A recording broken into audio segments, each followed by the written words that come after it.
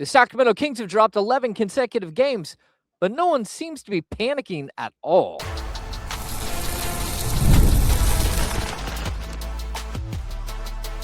You are Locked On Kings, your daily Sacramento Kings podcast, part of the Locked On Podcast Network, your team every day.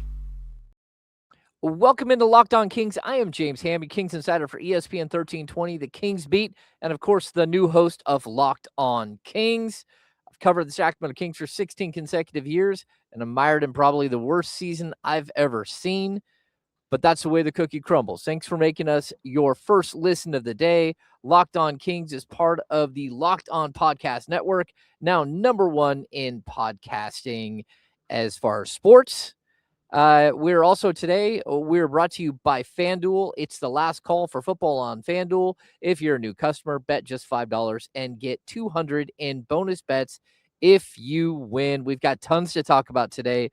We've actually got a lot of video elements today. We're going to finish with 6 quick thoughts like we do on most game nights.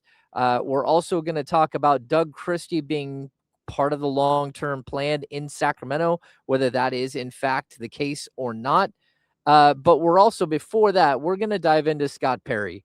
Scott Perry had a press conference this morning before the Kings took on the Los Angeles Clippers. Of course, the Kings lost to the Clippers this evening. I'm here at Golden One Center. They're cleaning the building, hanging out with you. But Scott Perry had a lot of interesting things to say. And I know a lot of Kings fans out there are very upset about the way the trade deadline went. The Kings did not make a bunch of moves. They didn't swing for the fences. They didn't send Domantas Sabonis out or Zach LaVine or DeMar DeRozan or Malik Monk. They didn't land John Morant. They didn't land RJ Barrett. But at the end of the day, I thought Scott Perry had some really, really interesting comments that he made today. So we're going to start out with sort of where the Kings are in Scott Perry's mind as we get to the final 30 games of the season. Here is Sacramento Kings general manager Scott Perry. Again, we're at the extreme early stages of laying the foundation here. And you've heard the phrase, for me, prudent and patient. That's how it has to be if you want to create a foundation of sustainable winning, like what we want to do. So we're not going to do anything out of panic. There's a lot of outside noise that comes throughout the year, especially during trade deadline. But I've been around long enough. I'm an experienced enough person in this position that I'm not going to allow that to sway any of our decision makers, do anything out of panic, and make any what I would call bad decisions. So, so we're happy about that. We're happy, about where we are coming out of the deadline. Looking forward to watching, DeAndre throughout the remainder of this year, how he fits in with the group. We're looking forward to seeing how young players continue to grow from this point on, and so that hopefully we can gain some momentum coming out of the season as we prepare for next season. So we're just getting started, and then I think you'll see, the draft is coming up, another opportunity. Free agency is coming up, another opportunity to tweak and improve the roster. But we're still going to do it with the same mind. All right, he had some interesting comments there, and look, Scott Perry talks about these words, patience and prudence, all the time. And to hear Scott come out of this and say, look, we didn't do anything. We didn't make any bad moves. Like, there were bad moves there for the Kings to make. The Sacramento Kings very easily could have taken Domantas Sabonis, traded him to Toronto, brought back RJ Barrett and Jakob Poeltl. And that would have been a bad move, just straight up. It's not that Jakob Poeltl's a bad player. It's that he's on the wrong side of 30, and he's got 4 more years left on his contract. And the Sacramento Kings aren't in a position to absorb something like that, even if it came with a first-round draft pick or 2 first-round draft picks. Still, 4 years after this season at, $100+ million, that would not have been prudent. And there's something that I realized while listening to Scott Perry today. It's that when he's saying prudent and patient, on occasion he asks for patience from the fan base. But realistically, what he's talking about is he is going to show patience. he is going to show prudence, and he's looking for something very specific in order to build this team. I also think it's very interesting to hear him talk about it's so extremely early in the foundation of this team. And I think that's the other part that fans are going to have to realize and look at very closely here. Like, what is your foundational piece? Is it Keegan Murray? Maybe. Is it Max Reynaud and Dylan Cardwell and Nick Clifford? Like, maybe. All of those guys probably will be rotational players for this team. None of them necessarily is a foundational piece. We've talked about this in the past. Domantas Sabonis was a foundational piece for this team during their the early Beam Team years. De'Aaron Fox was a foundational piece. The Kings continue to look for more foundational pieces, but those were their core pieces. Domas is on his way out the door, whether, it didn't happen at this deadline, but it's very possible it'll happen this summer. It's unlikely they will build around him. So again, who is the foundational pieces? And so the answer is no one until they prove that they are foundational pieces. And that, again, maybe Keegan Murray comes back here in the last 25 games of the season and shows you he's a true foundational piece for a winning basketball team. But even still, that's going to be down the road. So I thought that was really interesting to kind of listen. And then there's another clip here that I thought Scott Perry talks about, tanking, and this really interesting term that he used, institutionalizing losing, and how the Kings are trying to avoid that. So let's hit the next Scott Perry clip. We always want to compete, and I think you short sell the young guys just when people say you're going to play young guys more, that you're not going to be competitive. In some ways, they're going to bring more energy on a team that's not winning, maybe more so than even your established guys. So no, we want to compete, and I want to win as many games as we can, because I think it's important for the mental health of the organization and for the locker room that the guys can play 48 minutes and come in that locker room with some wins and not all losses. That's important as you build. I've never subscribed to, and we're not doing this, so let's be clear on that, to what I would call institutionalizing losing. No. That's not in our vocabulary. Tanking, institutional. You're not going to see a team that's going to go out in these final 30 games and say, we're trying to lose. Absolutely not. Yeah, it's an interesting concept because at the end of the day, the Kings are losing. And so it's really tough to wrap your head around the fact that they don't believe they're tanking. They believe they're allowing young players to go through the process of learning, of, trying to win games in the fourth quarter. And I think that this game that we just saw, the loss to the Clippers, is a primary example of that. The veterans sat. They watched a lineup of Devin Carter and Nick Clifford and Daquan Plowden, a two-way player who actually had a podium game following, the loss. He was out there defending Kawhi Leonard. You saw Max Reynaud. You saw Dylan Cardwell. You're seeing some of the young players take these major strides. You're seeing, again, a guy like Devin Carter was left for dead by this team, and all of a sudden he's back in the rotation. And tonight, he plays 22 minutes. He scores 14 points. He dishes out 3 assists, grabs 4 rebounds. He actually had a really solid game. Dylan Cardwell putting up career highs in rebounding and points. Like, there are some steps that are being taken by some of these young players, and you're trying to figure out what's the difference between institutionalizing losing and tanking, and what the Kings are doing when they're losing 11 games in a row. Again, it's complicated. I don't think it's easy to fully explain, but their mindset is not to allow that losing culture to seep into the locker room, even while they're losing. So kind of an interesting twist.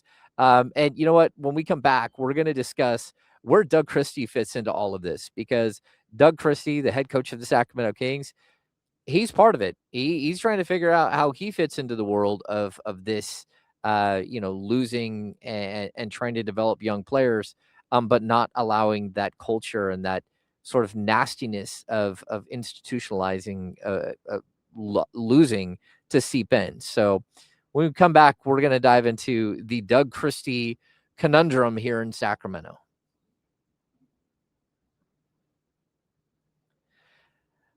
The season's heating up, and DoorDash has a way to keep fans in their bag the whole way through. Whether you're watching the highlights, the tunnel fits, or just your favorite player, DoorDash makes the entire season more fun because every player has their bag. With DoorDash, fans have one too.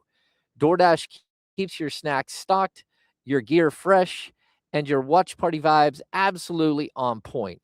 Also, a good idea for Super Bowl Sunday. Go ahead and plan out your DoorDash for that. There are nights when your team stresses you out. Let DoorDash become your post game therapy. Sometimes you just need dessert now. Those late night interviews hit, and suddenly you need chips at midnight. DoorDash is built exactly for that. From tip off to overtime, stay in your bag and order on DoorDash. Get snacks, drinks, gear, whatever gets you through the season, delivered right to your door. DoorDash in your bag all season long. Locked on Kings is also brought to you by Quo, New Year, New Systems. This is the time when a lot of us look at the messier parts of how we run our business and think there has to be a better way. And there is. Streamlining your communications is one of the quickest upgrades you can make. That's why today's episode is brought to you by Quo, spelled Quo, the smartest way to run your business communications. Because when your team is reachable, organized, and communicating in one place, you're not just working cleaner, you're creating more opportunities to connect with your customers. I love how simple Quo makes everything. Your whole team can call and text from one shared business number, so nothing gets missed. Everyone sees the full conversation thread, which makes replies faster and more personal. It works right from your phone or computer, and you can even keep your existing phone number. Make this year where no customer slips away. Try Quo for free, plus get $20 off your first 6 months when you go to quo.com/locked on NBA. That's QUO.com/locked on NBA. Quo, no missed calls, no missed customers.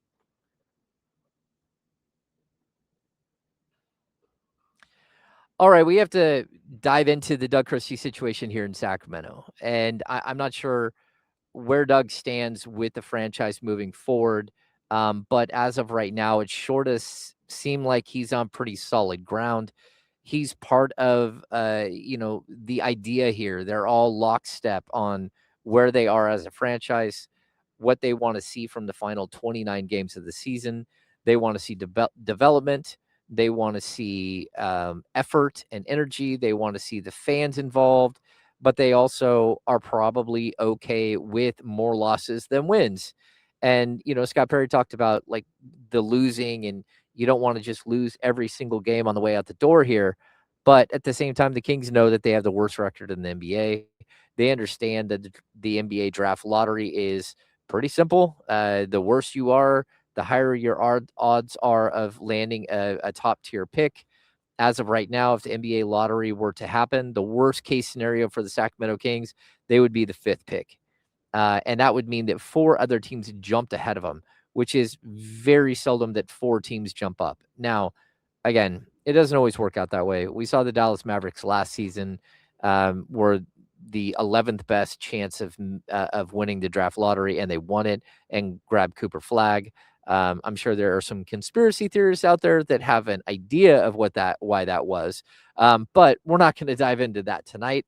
What we are going to look at is what Scott Perry had to say about Doug Christie and sort of his place in the Sacramento Kings world as a true first-year coach after coaching 50 games last year as an interim, but also this is Scott Perry's first year in Sacramento, and he was willing to take Doug on as his head coach. So let's listen to where Scott Perry is with Doug Christie following the NBA trade deadline. I really enjoyed working with him, his energy, his passion, not only for the game and to get better as a coach, but he has a passion for this community, as you know. I mean, he was a star player on this team years ago and extremely invested in the community. Now, with that, there's but knowing him being the first coach, there's a lot of learning that goes into that. And I think he'd be the first to tell you, he's right in the midst of a learning curve, and being a head coach. And that's not just coaching the game, that's managing the staff, that's working with front office, it's all those things. So, but he's approached it with the appropriate mindset or demeanor, I would say. And so, but nobody wants to win more games than him. And I hope he wins as many games as he can this year. Yeah, some interesting comments there by Scott Perry. Like, he's okay if Doug Christie wins games. I don't think they want to win, like 20 games down the stretch here and become like the 8th seed in the NBA draft lottery.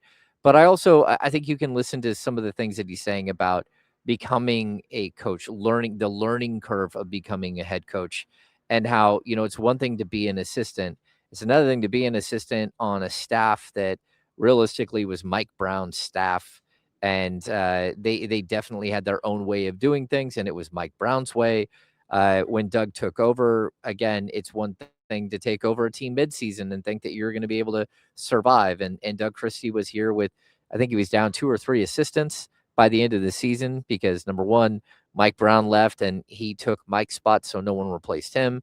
But also Luke Lauk stepped away during the season to become the head coach at Florida State. They also had a situation where Leandro Barbosa was away for a long period of time. Doug Christie was exhausted at the end of last season. He was working his tail off, trying to just keep up, just trying to keep afloat. You get through a summer, you hire a staff.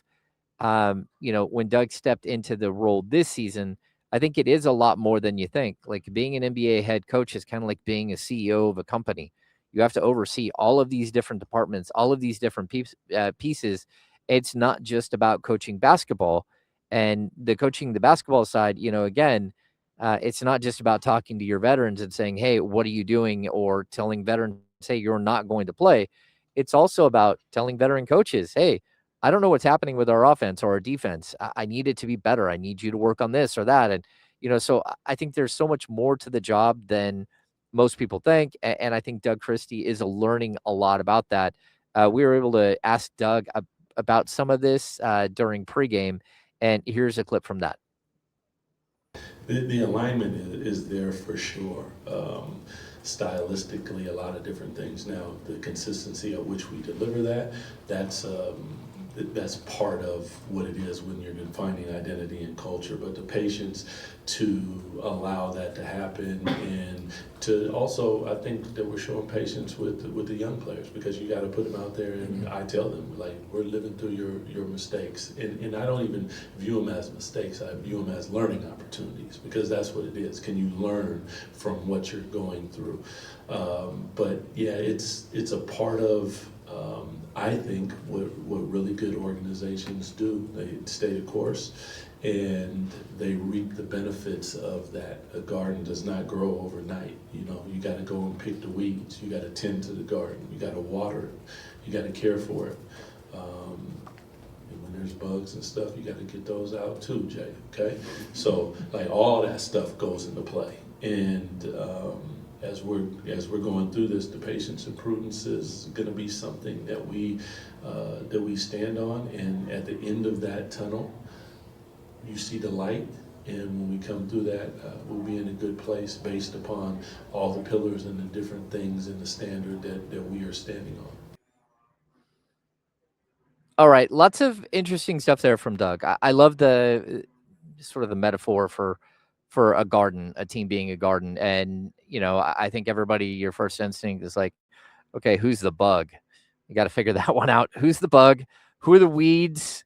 And how do we get rid of the bugs and the weeds as a gardener? I'm going to suggest Doug gets a squirt bottle and some neem oil, and that helps take care of a lot of the bugs. But I also, if you've ever grown tomatoes, it takes one day you walk out and the tomato worms have come and they eat half of your tomato plants, and you have to go through and pull all of them off and get rid of them, like, individually. It's such a difficult process, but if you don't, they wipe everything out. And so that's why I do believe this is a really good metaphor for, for an NBA team, because some bad things can happen. Some bad bugs can get in, and they can really eat the soul of what you're trying to do. And that's something that Doug is trying to avoid. Following the game tonight, Doug talked about the spirit of the team and how everybody's pulling for everybody, about how the young guys are being supported by the veterans on the bench, about how they're pulling for each other. They're trying to get a win, but trying to get a win with young players and trying to make that a priority. And I'll point this out. Like the fans here in Sacramento, they love Doug Christie. They're figuring out that this team is trying, that the young players are trying, and they're getting behind the young players at crucial moments in the game. Again, it hasn't equated to winning, but sometimes it's about more than just, winning games. Sometimes it's about the future of a franchise. It's about starting over. It's about figuring out again, your pillars and your culture, and then building from there. So we're going to have to see how it works out. When we come back, let's jump into 6 quick thoughts and kind of get into game coverage from tonight, because, hey, there was actually a game, but when you're 12-41, not a lot of people worry about that aspect of it. It's the last call for football on FanDuel. One final Sunday, one last kickoff, the final chance to get in on the action before the NFL season comes to a close. This is Super Bowl 60, and FanDuel is making sure you're right in the middle of it with a special offer just in time for the biggest game of the year. Whether you're backing the favorite, riding the underdog, or building one last same game parlay, this is a game everyone's been waiting for. This is where predictions turn into plays, stats turn into storylines, and every snap feels bigger. It's the perfect way to cap off the season and make the Super Bowl even more exciting from kickoff to final whistle. If you're a new customer, just bet $5 and get $200 in bonus bets if you win. Make it count, because after the Super Bowl, the season is over. Last call for football on FanDuel, an official sportsbook partner of Super Bowl 60. Visit FanDuel.com to get started. All right, let's finish this thing up with 6 quick thoughts. The Sacramento Kings, of course, extended their losing streak to 11 games tonight. They dropped a tough one, 114-111. To be honest, they played it out all the way to the finish. They forced the Clippers to leave Kawhi Leonard in the game. Again, Kawhi plays 36 minutes. John Collins plays 34. Brook Lopez plays 36. You got 28 minutes for Jones. You got Chris Dunn playing 33 minutes. And then you match that up with the Sacramento Kings, where DeMar DeRozan plays 21. DeAndre Hunter, who was injured in this game, we'll get to that, played 25. Max Reynaud, 26 minutes as a starter in place of Domas, who was out tonight with lower back problems. Zach LaVine played just 18 minutes. Russell Westbrook played 20. This was a game where young players played, and they not only did they play in the middle of the game, in the beginning of the game, they played at the end of the game when it mattered. And I thought that they gave a good fight. It was Hello Kitty night here at Golden One Center, which is always a little strange. There's a giant Hello Kitty thing moving around everywhere. People got these collector bags, so there's a lot of buzz. But the Sacramento Kings dropped the game 114-111, a 3-point loss to a Clippers team who has not played all that poorly over the last couple of weeks.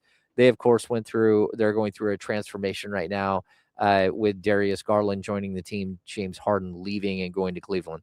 Let's get to number 1. Earning his new contract. Dylan Cardwell got a new 4-year contract yesterday. He's been converted from a two-way player to a fully rostered player, and he absolutely played out of his mind tonight. He had 14 points, 14 rebounds. Both of those are career highs. This is a crazy stat. This was his 7th 10-rebound game of the season. He's only played in like 26, 27 games, and he's got 7 10-rebound games. This is a kid who played 5 years at Auburn. 5 years. And in those 5 years, he had 4 games where he had 10 rebounds or more. 7 already in his NBA career. It's really crazy to see somebody who averaged 5 rebounds a game come in and instantly become a rebounding force. He's almost up to 8 rebounds per game on the season, and it's crazy to watch a young kid grow. Again, 14 points, career high. Dylan Cardwell has never scored 20 points in a game in his life. Not in college, not in high school, not in junior high, not ever. He's never scored 20 in a game. I actually think the first time he scores 20 points will be in an NBA game. I do believe he'll get there. Tonight he showed a baby jump hook. He had a couple of dunks, but he also had a little Rashawn Holmes, Maxime Reynaud push shot that went in. Really interesting to watch a player develop like this, who was an undrafted free agent just a couple of months ago, and all of a sudden, 24 years old, he's found himself in the NBA with a new 4-year contract. Let's get to point number 2. He caught fire. Malik Monk was crazy in the first half. In the first quarter, the game was slow. The Kings were getting beat up on. Malik Monk came in, hit 3 3-pointers, boom, boom, boom. He kept it going later in the game, finished with 18 points, 6 of 9 from 3. Not a lot of assists, only 2 assists, 2 rebounds. So he didn't really do a lot else besides that. But in 22 minutes, you'll take that from a 6-man coming in and just giving you raw points. Number 3, we got Mad Max with Domas sideline with back issue. Max Reynaud, again, a rookie 2nd-round pick, picked up another start. He got downhill in the pick and roll early in the third quarter and really started to play well. He finished with 12 points, 5 rebounds, 2 assists. I thought, again, 2 steals. He had a post-game interview as well. He got a podium game. He also played against, one of his heroes from the French national team, of course, Nick Batum. And so Max got to play against one of his heroes, and I thought he played solid basketball. There we go. Trying to fix the camera here. Let's get to number 4, rookie on display. Again, Cardwell and Reynaud both had quality games, but they weren't the only ones. Nate Clifford continues to become a very good basketball player for the Sacramento Kings. He had 16 points on 5 of 12 shooting. He had 2 rebounds, 2 assists, a block, and 2 steals. He's adding to his game. He's showing this little turnaround jumper in the lane. He's getting physical. He's growing. He's figuring it out. It's really good to see. Welcome to the conversation. That's number 5. Devin Carter, who realistically was left for dead by this team. I did not think he would get an opportunity. They've tried to trade him multiple times and hadn't found a taker. Tonight, he played really well. 14 points, 4 rebounds. I think they adjusted his assists from 4 down to 3. They did. He had a steal. He brought energy. He brought force. He took 14 shots. He led the team in shots, which is pretty crazy. But again, good for a kid who was a lottery pick last season and had fallen out of favor here and has found his way back. Down the stretch of this season here, he's going to get an opportunity. Lastly, we've got man down. DeAndre Hunter, newly acquired, forward for the Sacramento Kings. He got poked in the eye, and it does not sound like it was good. Doug Christie went out and saw him on the court and was like, oh, no. We don't have a full update about how long he might be out, but it's certainly, something to keep an eye on. I would not be surprised if he misses a couple of games leading up to the NBA All-Star Week, and we'll see him afterwards. I want to add a 7th thought here before we jump off, and that is that Daquan Plowden played extremely well.